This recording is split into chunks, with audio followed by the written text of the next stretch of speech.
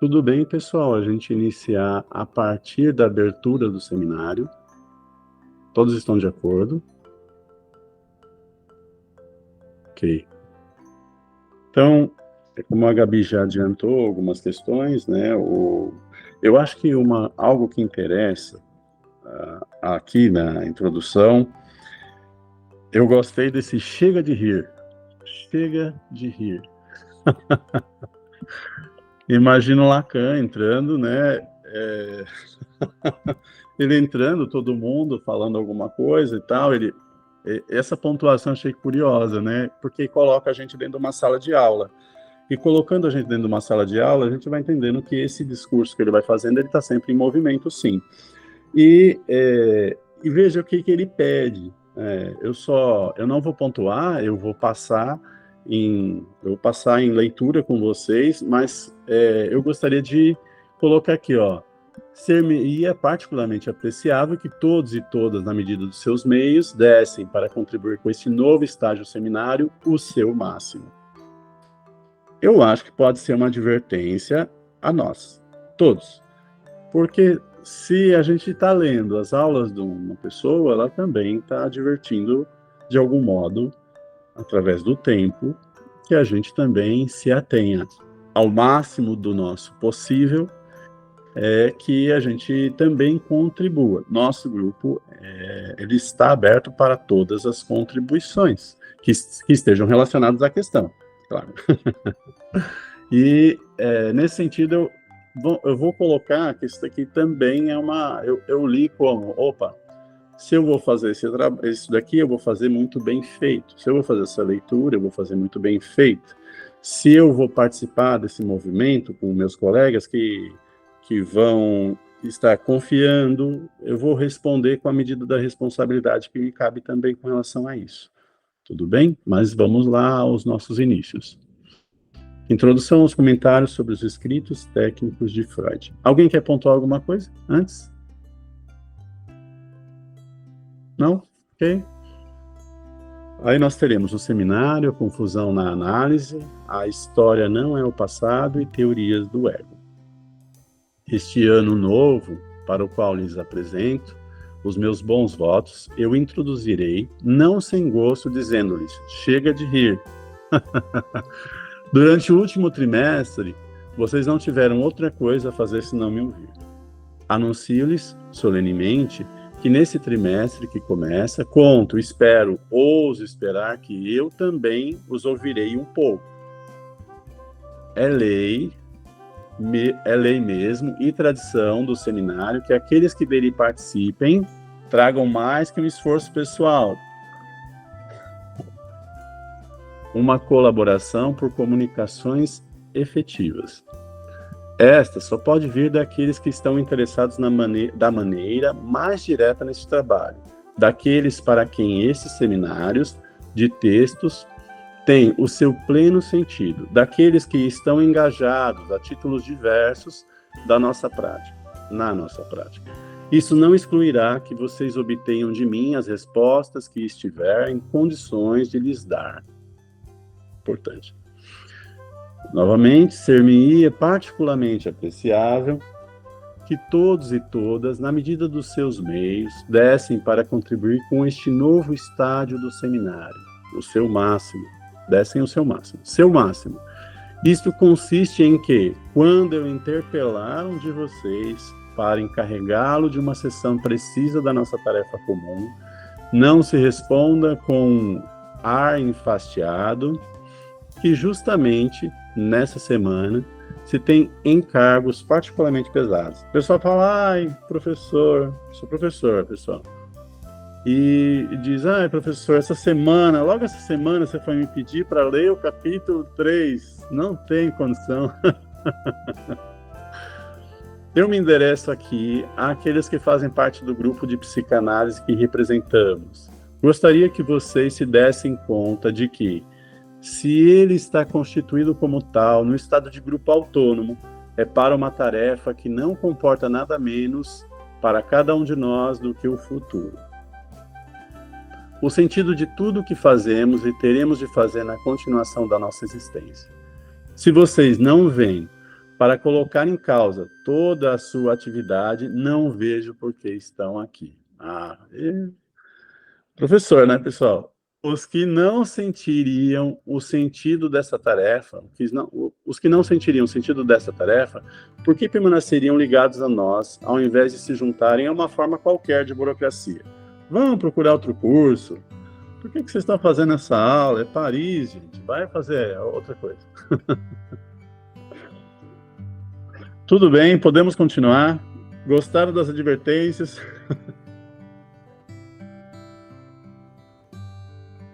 Quem quer continuar? Eu posso continuar. Lendo?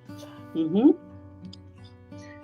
Estas reflexões são, ao meu ver, particularmente pertinentes, no momento em que vamos abordar o que comumente se chamam os escritos técnicos de Freud. Escritos técnicos é um termo já fixado por uma certa tradição. Durante a vida de Freud, apareceu sob o título de, eu não sei ler o título de Kleine Neurologie. O que significa, gente? Você poderia me ajudar? Pode ler como tá escrito. Pode fazer o sotaque, porque acho que nem... Isso, Kleine Neurologie. Minoria que sabe falar alemão. Pode então... ler o que... Tá.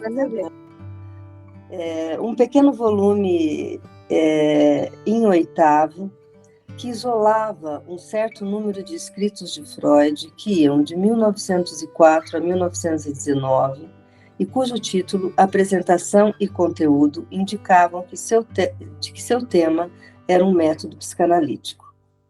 O que motiva e justifica essa forma é que cabe alertar algum prático inexperiente que gostaria de se lançar na análise e que é preciso lhe evitar um certo número de confusões quanto à prática do método, quanto à sua essência também. Encontramos nesses escritos passagens extremamente importantes para aprendermos o progresso que teve, no curso destes anos, a elaboração da prática. Neles vemos aparecer gradualmente noções fundamentais para compreender o modo de ação da terapêutica analítica, a noção de resistência e a função da transferência analítica. Modo de terapêutica, a noção de resistência, a função da transferência, o modo de ação e de intervenção na transferência, e mesmo, até um certo ponto, o papel essencial da neurose de transferência. Inútil, pois, sublinhar ainda mais que esse pequeno grupo de escritos tem um interesse todo particular. É certo que esse agrupamento não é completamente satisfatório, e o termo escritos técnicos não é talvez o que lhe dê a sua unidade. Essa unidade não é menos efetiva. O conjunto testemunha uma etapa de pensamento de Freud. É sob esse ângulo que estudaremos. Há aí uma etapa intermediária. Ela segue o primeiro desenvolvimento daquilo a que alguém, um analista, cuja pena nem sempre é da melhor veia, mas que faz, nesta ocasião, um achado bastante feliz e até bonito. Chamou a experiência germinal de Freud. Ela procede à elaboração da teoria estrutural. O começo dessa etapa intermediária deve ser situado entre 1904 e 1909. Em 1904, aparece o artigo sobre o método psicanalítico, de que alguns dizem que é onde, pela primeira vez, emerge a palavra psicanálise. O que é falso, porque foi empregada por Freud bem antes. Mas, enfim, ali ela é empregada de maneira formal. E no próprio título do artigo, 1909 é um ano das conferências da Clark University, da viagem de Freud à América, acompanhado do seu filho Jung. Se retomamos as coisas no ano de 1920, vemos elaborar-se a teoria das instâncias, a teoria estrutural, ou ainda metapsicológica, como Freud a chamou. Aí está um outro desenvolvimento que ele nos legou de sua experiência e de sua descoberta. Como vocês veem, os escritos ditos técnicos escalonam-se entre esses dois desenvolvimentos. É o que lhes dá seu sentido. Acreditar que tiram sua unidade do fato de que neles Freud fala da técnica é uma concepção errada. Em certo sentido, Freud nunca cessou de falar da técnica. Só preciso evocar perante vocês os estudos sobre a histeria, que não passam de uma longa exposição da descoberta da técnica analítica. Ali, vemos-la em formação, e é o que constitui o valor desses estudos. Se quisesse fazer uma exposição completa, sistemática, do desenvolvimento da técnica em Freud, é por eles que se deveria começar. A razão pela qual não tomei os estudos sobre a histeria está apenas no fato de que não são facilmente acessíveis, porque nem todos vocês leem o alemão, nem mesmo o inglês. Sem dúvida, há outras razões, além dessa de oportunidade, que fazem com que eu tenha escolhido os escritos técnicos. Na própria interpretação dos sonhos, trata-se o tempo todo, perpetualmente, de técnica, posto de lado o que ele escreveu sobre temas mitológicos, etnográficos, culturais. Não há obra em que Freud não nos traga alguma coisa sobre a técnica. Inútil ainda sublinhar que um artigo como Análise Terminável e Interminável, aparecido por volta do ano de 1934, é um dos artigos mais importantes quanto à técnica. Gostaria de acentuar agora em que espírito me parece desejável que prossigamos, nesse trimestre, o comentário desses escritos. É necessário fixá-lo desde hoje. Continuo, gente? O que vocês acham? Alguém quer pontuar alguma coisa? Algo que eu achei interessante é essa questão, né? O Freud, ele sempre em seus escritos se ateve a técnicas. Então, quando a gente pensa que a psicanálise é um método, quando a psicanálise ela vai envolver uma série de procedimentos técnicos, eu acho curioso pensar o que o pessoal diz que a psicanálise é pseudociência. Então, é curioso? É só uma questão a pensar. Sim, eu concordo, porque Lacan, ele, várias vezes, né, ele vai dizendo a psicanálise quanto ciência, porque existe uma técnica, um manejo, quando ele constrói, ao invés de uma lógica, né, a escuta e uma lógica do inconsciente. Então, sim, né, todo o tempo se trata de técnica, não é uma escuta intuitiva, né, não se fala a partir de uma experiência, mas a partir de uma lógica, né, a escuta. Uhum. E eu não sei se eu entendi também bem, mas eu também me pareceu que ele diz que a técnica, ela também não é, os estudos sobre a técnica não podem ser lidos isolados na medida em que tem um outro trabalho que Freud faz, que é a metapsicologia, né? Que está ligada à formação da técnica, né? E a técnica, a formação da metapsicologia. A gente pode pensar também que todo o trabalho da psicanálise ele vai envolver a estética e vai envolver a ética. Então, todos esses elementos, metodologia, técnica, ética, estética, elas estão todos relacionados. Não podendo ser apartado. E uma outra coisa também, a gente não pode pontuar uma obra sem considerar que esse pensamento, que a obra ela vai se desenvolvendo. Vejo alguns trabalhos, principalmente na área acadêmica, que a pessoa fundamenta o pensamento dela em um dos livros e desconsidera que em outro ele está trabalhando de uma forma completamente avessa. Sim, até porque Freud ali vinha, né? Quantos ele ia lá acrescentando, tirando, corrigindo. E eu acho que isso daqui é uma chamada muito importante, né? Eu gosto como Lacan, nesse primeiro momento, ele vai escolhendo o que vai ser esse seminário, né? Vocês têm que participar. Quem não quer participar, no sentido de estar ativamente ali, afetivamente, procura uma coisa burocrática, né? Onde alguém ensina, porque é uma construção de via dupla. Mas o quanto ele convoca a leitura de Freud. E eu escuto muito hoje de colegas e alunos que estavam na faculdade, por que a gente vai ter que ler Freud se já tem os outros, né? Tem os pós-Freud, tem Lacan, tem outros tão atuais, porque é clássico desde Freud, né? Ele, conforme a gente lê, ele vai se atualizando, dado, claro, questões ali da época, mas como ele todo tempo fala, voltem, leiam. Então, para quem não tem tanta base, é interessante, ele vai apontando os dias. Você viu quantos ele falou, né? Interpretação dos sonhos, começa pelo capítulo 7, já, né, que é um monstro, pega o capítulo 7, que é pura técnica, análise terminável e interminável. Então, ler Lacan é ficar com os livros do Freud do lado. Então, acho que isso também é interessante para o grupo, para enriquecer, sabe? Vamos voltar, quando der um tempo, volte para Freud, capítulo 7 nossa, é fantástico, da interpretação dos sonhos. E é isso que ele está dizendo, não dá para a gente partir, né, sem ler Freud. Quem quer ler o 2, pessoal? Alguém mais, claro? Algum comentário? Ok. Quem deseja ler o 2? Se não, eu continuo. Ô, Gabi, você tem a voz bonita também? Posso continuar. Obrigado, Cláudia. Que leitura agradável, muito obrigado. Bem gostosinho.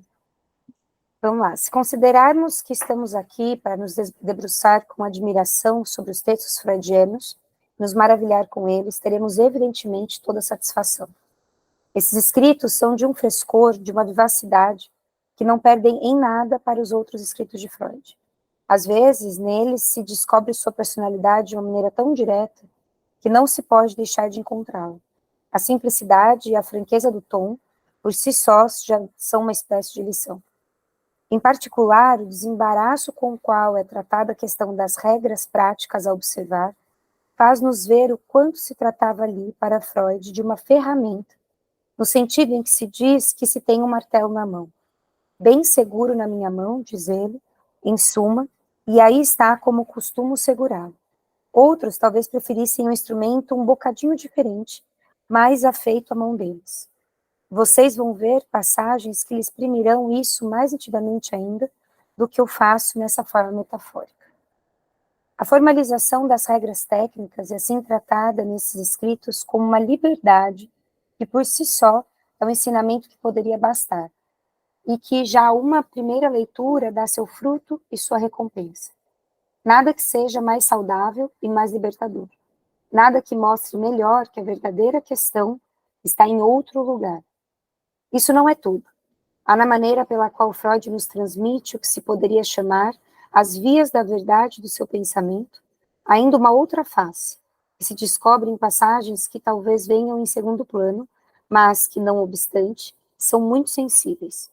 É o caráter sofredor da sua personalidade, o sentimento que ele tem da necessidade de autoridade, o que nele não vai sem uma certa depreciação fundamental do que aquele que tem alguma coisa a transmitir ou a ensinar pode esperar dos que os escutam ou seguem.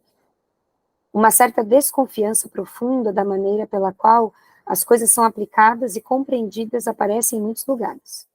Acredito mesmo, vocês verão, que se encontra nele uma depreciação toda particular da matéria humana que lhe é oferecida no mundo contemporâneo. É seguramente o que nos permite entrever porque Freud, ao contrário do que ocorre nos seus escritos, colocou concretamente em exercício o peso da sua autoridade para assegurar, acreditava ele, o futuro da análise. Foi ao mesmo tempo exclusivo em relação a toda sorte de desvios, efetivamente desvios que se manifestaram, e imperativo na maneira pela qual deixou organizar-se em volta dele a transmissão de seu ensino. Isso não é mais do que um apanhado do que nos pode ser revelado por essa leitura sobre o aspecto histórico da ação e da presença de Freud. Será a esse registro que vamos nos limitar? É certo que não.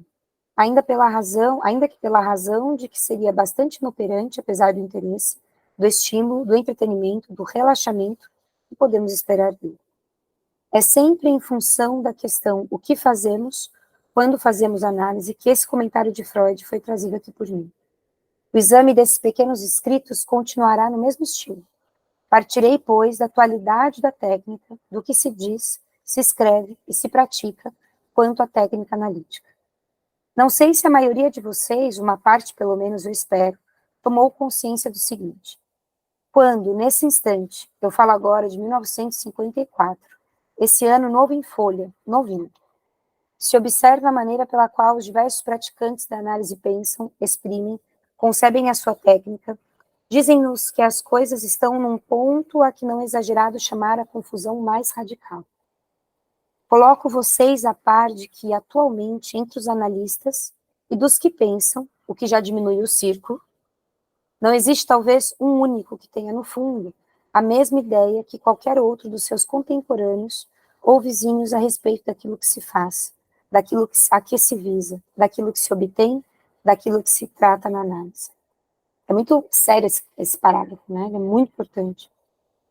E mesmo a ponto de podermos nos divertir com esse joguinho, que seria comparar as mais extremas concepções, veríamos que elas chegam a formulações rigorosamente contraditórias. E isso sem procurar amantes de paradoxos. Aliás, eles não são tão numerosos. A matéria é suficientemente séria para que diversos teóricos a abordem sem desejo de fantasia, e o humor está, em geral, ausente das suas elucubrações sobre os resultados terapêuticos, suas formas, seus procedimentos e as vias pelas quais os obtemos.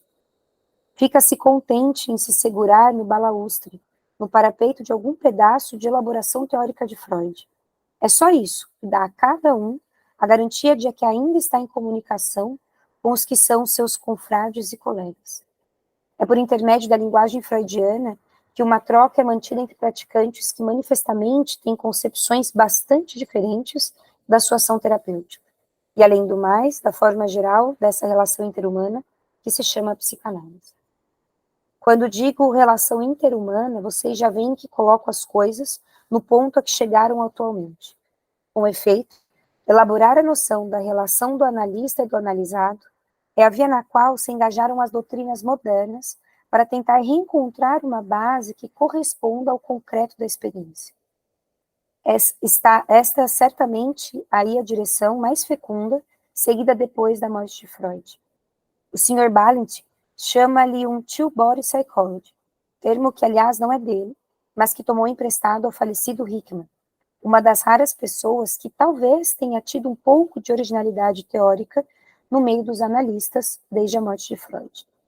É em volta dessa fórmula que se podem reagrupar facilmente todos os estudos sobre a relação de objeto, sobre a importância da contratransferência e sobre um certo número de termos conexos entre os quais, no primeiro plano, a fantasia. A interreação imaginária entre o analisado e o analista é, portanto, algo que teremos de levar em conta. Será que isso quer dizer que estamos por aí numa via que nos permite situar bem os problemas? Por um lado, sim, por um lado, não. Há um grande interesse em promover uma pesquisa desse tipo, na medida em que ela marca bem a originalidade daquilo que se trata em relação a uma one-body psychology, a psicologia construtiva habitual. Mas será suficiente dizer que se trata de uma relação entre dois indivíduos? Será por aí que se podem perceber os impasses para onde são atualmente levadas as teorias da técnica? Por enquanto, não posso lhes dizer mais sobre isso, ainda que para aqueles que são aqui frequentadores deste seminário, deva-se entender que não há uma two-body psychology sem que intervenha um terceiro elemento. Se a palavra é tomada como ela deve ser, como ponto central da perspectiva, é numa relação a três, e não uma relação a dois, que se deve formular na sua completude a experiência analítica. Não quer dizer que não se possam exprimir fragmentos, pedaços, facetas importantes disso num outro registro. Aí se apreende em que dificuldades esbarram os teóricos. É fácil de compreender se o fundamento da relação interanalítica é efetivamente algo que devemos representar como triádico. Há várias maneiras de escolher dois elementos nessa tríade. Pode-se colocar o acento sobre uma ou outra das três relações diáticas que se estabelecem ali dentro. Isso será, vocês verão, uma maneira prática de classificar certo número de elaborações teóricas que se fazem sobre a técnica. E aí, pessoal? É uma explosão, né, esse parte aqui em relação à prática analítica, e que não é tão distante, né, do que muito a gente se vê, e eu falo de uma experiência vindo da psicologia, que eu acho que quem já atua como psicanalista, vindo da psicologia, são coisas totalmente distintas, né.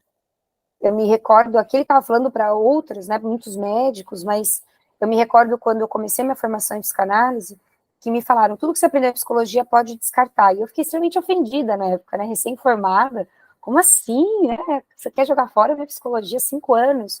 E eu entendi que a lógica da psicanálise, o lugar do qual o analista escuta, essa tríade não tem nada a ver com as intenções da psicologia, é um caminho totalmente contrário, né? Então, muita gente escuta hoje, eu atendo pela vertente psicanalítica, mas quando ele diz, né, que alguns dos psicanalistas da época se agarravam, né, num pouco do Freud, num texto, num parágrafo, e era o que tinha em comum, mas não havia um aprofundamento disso, o que é muito sério, né? Então, não são dois indivíduos trocando. Enfim, essa é uma experiência muito minha, e quando eu partilho exatamente isso que meus colegas da psicologia sentiram ao ingressar na psicanálise, né, que são dois caminhos muito opostos.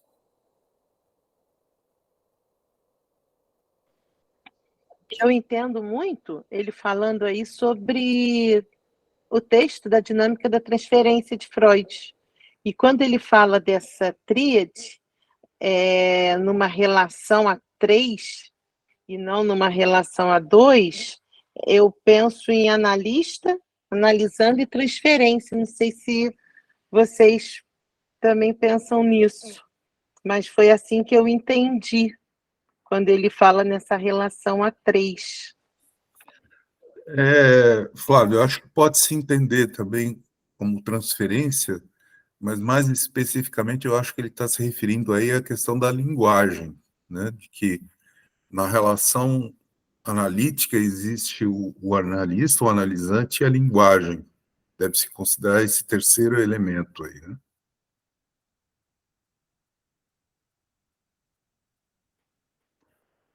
O outro da linguagem, né?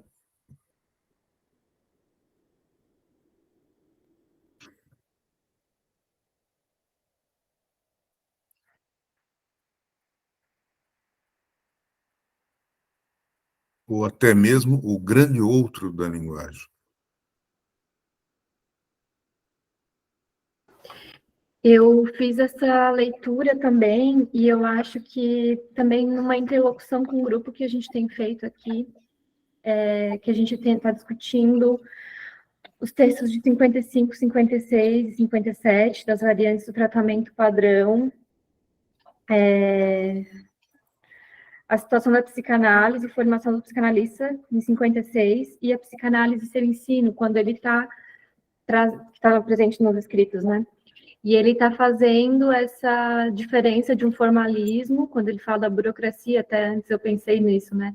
E da formalização da psicanálise, e pensei nesses 3 textos, assim, então, quando ele fala dessa, que não se trata, né, de uma relação diádica, mas sim dessa tríade, pensei também nesse grande outro, assim, né?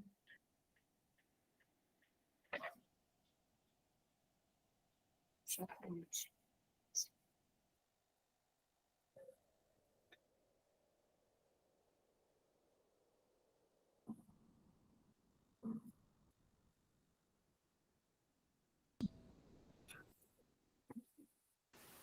Até porque, se a gente pensa, né, que o sujeito suposto saber do analista, ele é colocado nesse lugar pelo analisado, né, pelo analisando, mas o analista responde do lugar do sujeito suposto nada saber. Então, para quem se direciona, né, o analisando? Para esse grande outro, né? E o analista não pode estar identificado como esse grande outro. O analista está no lugar de objeto A, né? Aquele que escapa e faz o discurso contornar. Porque senão a gente cai nessa psicologização, né, da conversa de bar, que quando o sujeito fala, o outro recebe no lugar do grande outro. Eu faria isso, né? Se eu fosse você, né, você deveria seguir o grande outro que sempre tem algo a dizer, né? E é justamente esse grande outro a qual ele se direciona que o analista se esquiva, né? Ele não recebe a partir desse lugar. Eu acho que e tem outra coisa que me chamou a atenção nesse tópico, nessa seção, né, subseção, que é a questão da convergência na linguagem freudiana. Então, embora o tempo de Lacan e não é diferente de nosso tempo, existe uma série de divergências. Ali a página 20, eu não sei, pessoal, qual é a página no PDF, mas acho que deve ser a mesma. Quando ele fala que é por intermédio da linguagem freudiana que uma troca é mantida entre praticantes que manifestamente têm concepções bastante diferentes. Quando fala para voltar a Freud, para fazer a leitura Freud, também busca-se essa convergência, que é tudo parte de um determinado, o vórtice, né? Acaba sendo Freud. Eu achei isso interessante, porque a gente tem uma série de discussões hoje no nosso tempo também, e esses retorno a Lacan, retorno a Freud, eles são o lugar onde se pode pisar com menos cautela, mais base. Eu não diria certeza, diria mais base.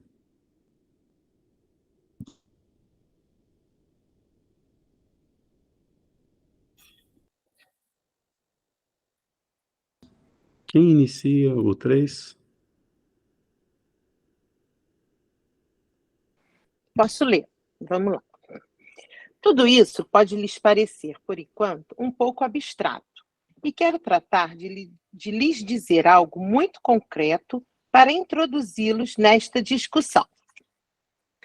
Vou evocar rapidamente a experiência germinal de Freud, de que falei há pouco, porque, em suma, é nisso que constitui, em parte, o objeto de nossas aulas do último trimestre, inteiramente centrado em torno dessa noção que é a reconstituição completa da história do sujeito, que é o elemento essencial, constitutivo e estrutural do progresso analítico.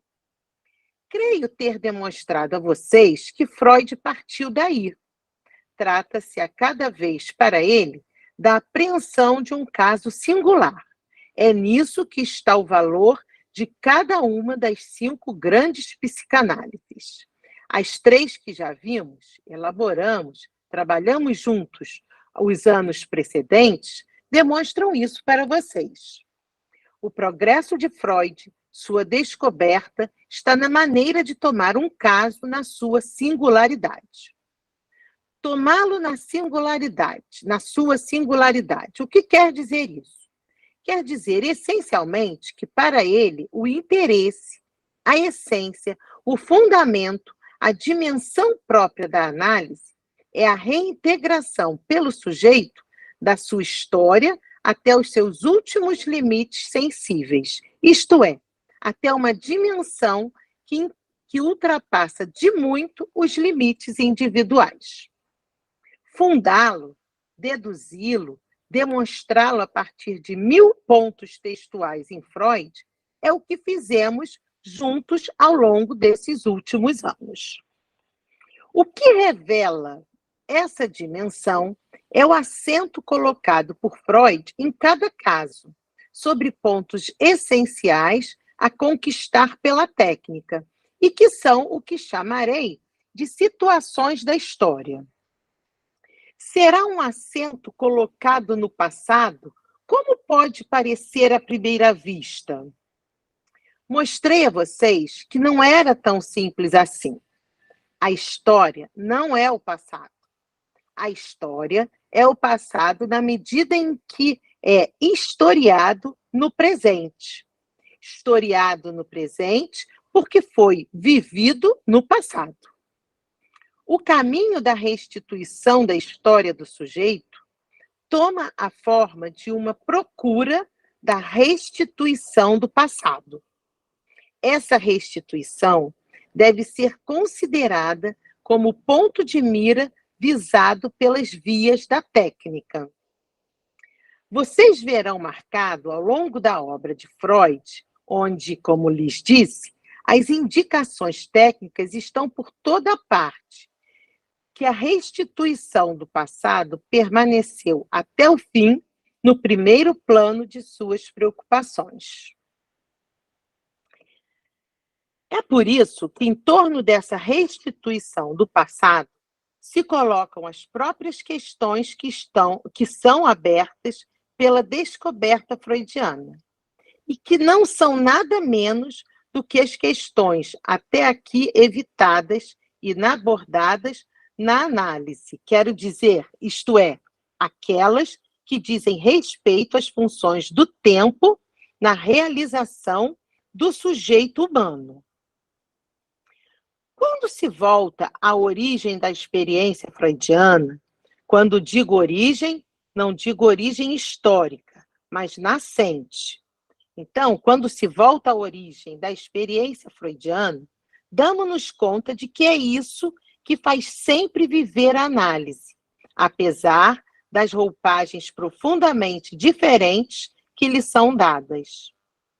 Freud acentua e reacentua sempre a restituição do passado, mesmo quando, com a noção das 3 instâncias, vocês verão que se pode mesmo dizer 4, ele dá o ponto de vista estrutural, ele dá, do ponto de vista estrutural, um desenvolvimento considerável, favorecendo por aí uma certa orientação que vai cada vez mais se centrar na relação analítica, no presente, na seção, na sua atualidade mesma, entre as 4 paredes da análise. Para sustentar o que lhe estou dizendo, só preciso evocar um artigo que ele publicou em 1934, se eu não me engano, é Construções em Análise, onde se trata ainda e sempre da reconstrução da história do sujeito. Não se pode ver exemplo mais característico da persistência desse ponto de vista, do começo ao fim da obra de Freud. Há aí como que uma insistência última sobre esse tema pivô. Esse artigo é como que o extrato aponta a última palavra daquilo que é colocado em jogo o tempo todo, numa obra tão central quanto O Homem dos Lobos. Qual é o valor do que é reconstruído do passado do sujeito? Pode-se dizer que aí Freud chega, mas o sentimos bem em muitos outros pontos da sua obra, que Freud chega a uma noção que emergia ao longo dos encontros que tivemos no último trimestre, e que é mais ou menos essa: o fato de que o sujeito revive, rememora, no sentido intuitivo da palavra, os eventos formadores da sua existência. Não é, em si mesmo, tão importante. O que conta é o que ele disso reconstrói. Há sobre esse ponto fórmulas surpreendentes. Afinal, escreve Freud. Eu acho que isso quer dizer os sonhos. Os sonhos são ainda uma maneira de se lembrar. Vai mesmo até dizer que são, afinal de contas, um representante satisfatório daquilo de que se trata. Certamente, sob a sua forma manifesta de lembranças, não o são, mas se os elaboramos suficientemente, nos dão o equivalente daquilo que procuramos. Será que vocês percebem aonde chegamos? Chegamos à concepção do próprio Freud, a ideia de que se trata da leitura, da tradução qualificada, experimentada, do criptograma que representa o que o sujeito possui atualmente na sua consciência. O que é que vou dizer? Dele mesmo? Não, não somente dele mesmo e de tudo, isto é, do conjunto do seu sistema. A restituição da integralidade do sujeito, disse-lhes há pouco, apresenta-se como uma restauração do passado, mas o acento recai sempre mais sobre a face da reconstrução que sobre a face da revivência. Revivência, no sentido que estamos habituados a chamar afetivo. O revivido exato, que o sujeito se lembre de algo como sendo verdadeiramente dele, como tendo sido verdadeiramente vivido, que se comunique com ele, que o adote, temos nos textos de Freud a mais informal indicação de que não é o essencial, a mais formal indicação de que não é o essencial. O essencial é a reconstrução, é o termo que ele emprega até o fim. Há aí algo absolutamente notável e que seria paradoxal se, para aceder a isso, não tivéssemos a percepção do sentido que isso pode ter no registro da palavra, que eu procuro aqui promover como sendo necessário à compreensão da nossa experiência. Direi, afinal de contas, o de que se trata é menos lembrar do que reescrever a história. Falo a vocês do que há em Freud. Isso não quer dizer que ele tenha razão, mas essa trama é permanente, continuamente subjacente ao desenvolvimento do seu pensamento. Ele nunca abandonou algo que só se pode formular da maneira que eu acabo de dizer. Reescrever a história. Fórmula que permite situar as diversas indicações que ele dá a propósito dos pequenos detalhes nos relatos em análise.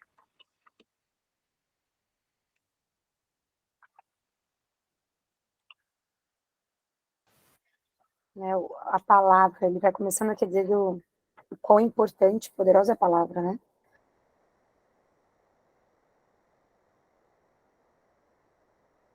O objetivo de descobrir a verdade, mas a verdade é como se diz, né? É o termo. O essencial é a reconstrução, o termo que ele emprega até o fim. Nesse trecho aí me chama a atenção que ele fala não em reconstituição do passado, mas de restituição do passado, né?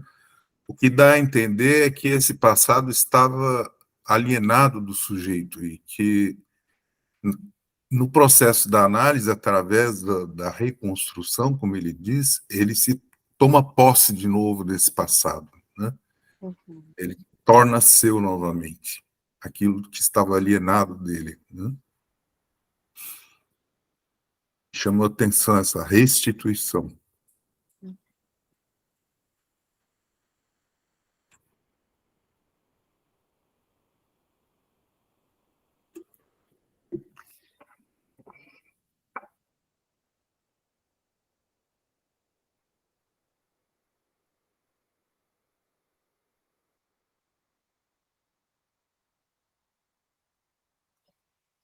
Direi, afinal de contas, o de que se trata é menos lembrar do que reescrever. Uhum. E às vezes a gente vê, né, analisantes que ficam muito ali fixados com, mas será que é uma fantasia? Será que é uma verdade? Será que aconteceu? Será que eu sonhei? Né, eu tive um caso assim que foi bem intenso nesse sentido. E mais importante que se realmente, claro, tinha um peso, né, ali na realidade se tinha ou não acontecido aquele fato, mas a maneira como aquele sujeito vivia a partir dessa possibilidade já era algo a se trabalhar, né? Então, o que faria, se fosse uma fantasia ou se não fosse? Então, é muito interessante isso que você disse, né, Scott, de essa reconstituição dessa história mais do que uma revivência, uma reconstrução. E eu acho que isso aponta muito, né, para quando Freud, por exemplo, rompe com a hipnose, lá no começo, né? Não é sobre reviver a cena, é sobre contar a cena, né? E a partir disso ser sujeito dessa cena, né? Se existiu ou não existiu, o que importa mais para Freud, para análise, é a realidade psíquica dessa experiência, né? Exatamente.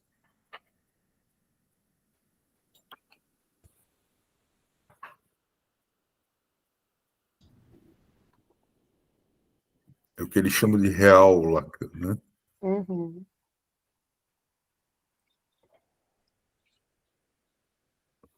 Pessoal, nós temos os nossos 5 últimos minutinhos aí, né? Eu recomendo que a gente faça, então, conforme a sugestão da Flávia também, né? Que era a questão segunda que ela colocou, como que nós faríamos, se a gente lê antes ou depois. Nós temos três páginas ali, acho que, não, da página 25 à página 30 ali, para terminar o capítulo, é bem curtinho. E eu recomendo que a gente já leia o capítulo 2 para a semana seguinte, e que a gente deixe pontuado as questões ali que nos tocam também, para quando a gente for fazer a leitura, a gente já fazer esse levantamento. O que vocês acham? Ok? Olha, eu não imaginava que a gente ia conseguir chegar nem no final aqui do 2. Mas esse início é gostosinho, né? Ele vai. É como se ele fizesse uma espécie de afetualização, né? Olha, o Freud é essa pessoa que a gente pode, através dos escritos, pensar a questão da personalidade, mas a gente não vai por aí. Olha, o Freud também escreveu esses trabalhos que são muito importantes e tudo converge, embora a gente tenha uma série de divergências, né, no meio psicanalítico, a linguagem do Freud é a que faz com que a gente tenha alguma base. Eu acho muito gostoso imaginar uma aula assim, né, que você chega e o professor vai te introduzindo de uma maneira tão tranquila, para depois a gente levar umas pauladas que não dá para entender algumas coisas, né?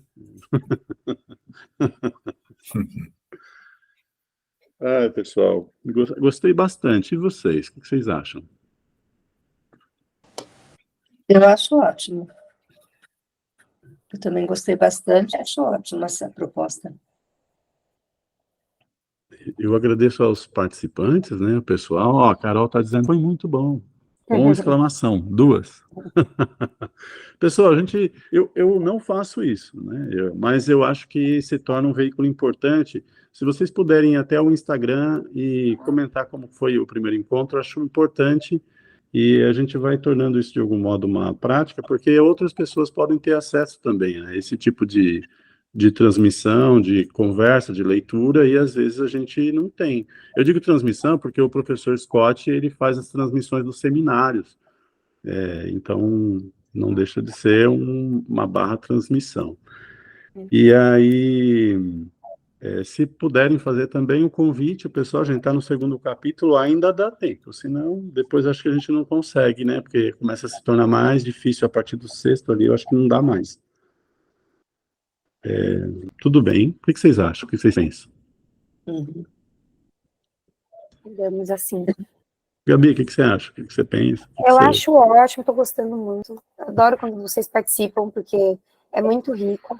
São questões tão diversas que estão sendo levantadas, né? Então, eu sempre falo nos meus grupos de estudo, quando dou aula, não tem comentário, comentário nada a ver, ou uma dúvida boba. Não existe, sabe? Acho que a gente está aqui para construir, a gente tem que se colocar mesmo. E o grande desafio do nosso meio, né? Eu acho que é o tanto da exposição, porque o psicanalista fica ali, né? No consultório, escondido. Mas quando chega nesse momento, a gente fala, abre, fala, não fala. Então, fiquem muito à vontade, tá, gente? Porque aqui é uma eterna construção. E para a semana que vem, daí não se esqueça, semana que vem a introdução à clínica psicanalítica do Fink, tá? Para a gente não confundir. Então, temos 15 dias para ler o final do capítulo 1 capítulo 2 de Lacan, e quem vier participar na semana que vem do Fink. Patrícia, você levantou a mão, né? E vai ser qual o capítulo do Fink, o primeiro? Isso, leiam o primeiro capítulo, tá? Você vai ver que é uma leitura bem gostosa, bem tranquila. E daí, se a gente seguir, vamos sentir também, né, como que vai ser. Então, claro que a introdução é sempre mais calma, é fofa, gostosa, depois vai ficando um pouco mais robusta, e a gente vai travando, vai parando aqui e ali. Mas acho que se a gente ler o primeiro capítulo para o primeiro encontro, eu acho que fica legal para a gente devagar, e tateando e sentindo ali. Patrícia? Eu não sei se eu entendi exatamente como que a gente vai fazer a leitura. Lacan a gente vai ler linha a linha e o Fink a gente vai trazer comentários. Porque para mim, assim, uma aproximação também tem sido uma mudança na minha relação com os textos de Lacan e também com os seminários, quando a gente faz essa leitura linha a linha, porque elas vêm vindo outras questões, né? E aí eu não sei como a gente está num grupo grande, se todos concordam, né? Que quando eu faço a leitura antes e depois eu refaço a leitura, escutando também, né? Eu tenho uma outra relação com os textos do seminário. Então, queria, só para eu entender se a gente vai voltar para seguir na leitura linha a linha desses últimos 2 tópicos dessa primeira lição. E aí, do Bruce Fink, como é um texto, enfim, né, uma outra escrita, a gente vai fazer o comentário, ou se a ideia seria, já nos seminários, trabalhar dessa mesma forma, de fazer uma leitura prévia e uma discussão em grupo, né? Eu acho que, não sei se você estava no início, Paty, que é assim, ó, como a gente faltou muito pouquinho ali para a gente fazer a leitura, não tem problema nenhum a gente no movimento, né, no próximo encontro, fazer a leitura, como você disse, linha a linha, porque parece que isso é que assim, num determinado momento a gente não vai poder nem fazer linha a linha, a gente vai ter que parar e começar a conversar sobre uma série de questões, mas eu vou pontuar aqui a fala do professor Sérgio, da Gabi, que se a gente não avançar com Lacan, principalmente, eu estou falando só do Lacan, tá? Se a gente não avançar no Lacan, por vezes o Lacan, ele dá a elaboração do pensar dele só no capítulo seguinte. Então, o que eu recomendo é que a gente faça assim, por exemplo, eu falei, pessoal, vamos fazer a leitura do capítulo 2. A gente termina o capítulo 1, linha a linha, continua no capítulo 2, mas vamos tentar sempre estar um passo, no mesmo sentido do Lacan, um passo adiante, porque senão a gente pode acabar fixando muito. E quando a gente lê o Lacan, vê que não é isso, né? O Lacan, eu participo de um grupo do Valdir, e em que a gente vai fazendo a leitura, às vezes você fica, não entendi nada, 3 encontros seguintes você começa a entender o que aconteceu num encontro lá, sabe, do ano passado ainda. Então, para a gente não fixar na leitura, mas a gente vai sim tentar fazer esse processo de linha a linha, porque parece que o tempo dá tempo, né? Dá para a gente ler um capítulo por encontro, parece que não vai ser problema com relação a isso. Mas que a gente sempre esteja assim, eu estou no segundo encontro, o próximo, eu li o capítulo 2, mas nós paramos no capítulo 2, não tem problema, já no próximo encontro eu já leio o capítulo 3, porque às vezes a questão que eu estou elaborando ali, que eu poderia colocar para o grupo, já é respondida de algum modo, mas não se preocupe, a gente vai tentar fazer linha a linha, assim, parece que não é desgastante para todo mundo, né, porque eu achava que ia ser algo desgastante, pessoal, por isso que quando eu falei com a Gabi, falei, pode ser muito desgastante ler linha a linha, mas eu recomendo que a gente não fique fixado na discussão que a gente está tendo e que a gente vá avançando nas nossas leituras individuais, tudo bem? E, Paty, Paty, pode chamar assim? Eu falo Paty, Paulista reduz. Exato. E do Bruce Fink, eu acho que a gente pode ler juntos, mas esse é um texto muito mais, com uma discussão muito maior, porque como ele já fala muita técnica, de uma forma mais didática, eu acho que a gente pode ir juntos, a princípio, mas eu acho que a gente vai conseguir ter muito mais discussão de clínica, de experiência, de vivência, porque ele já dá ali, né? Ele não precisa chegar no final para responder, ele responde capítulo a capítulo. Então, acho que essa dinâmica vai ser um pouco mais ali, vai ser mais dinâmico, né? E quanto Lacan, eu concordo com você. Quando a gente lê e a gente escuta alguém lendo, parece que a gente o pé vai encostando no chão, né? Você vai sedimentando ali aquela leitura e vai ficando mais claro. Mas vamos seguindo, como a gente disse, é um grupo vivo, então, lemos esse capítulo, a gente percebeu que, é legal, mas tem um ponto que é muito importante, vamos direto nele, discutir ele, que ficou travado, vamos.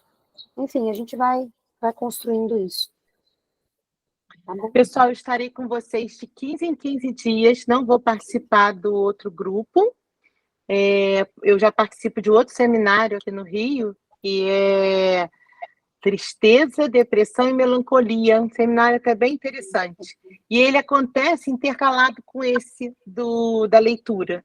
Então, eu vejo vocês daqui a 15 dias e ótimo trabalho para todos. Obrigada, querida. Então, até sexta para alguns e até 15 dias para outros. Até. Um beijo, bom fim Tchau. de semana. Tchau, Tchau. pessoal. Obrigado. Bom dia a todos. Bom giorno, Tchau, bom dia. obrigada, gente. Bonjour. É isso aí, Gabi. Eu tenho que correr para atender. Vai lá. Beijo. Agora.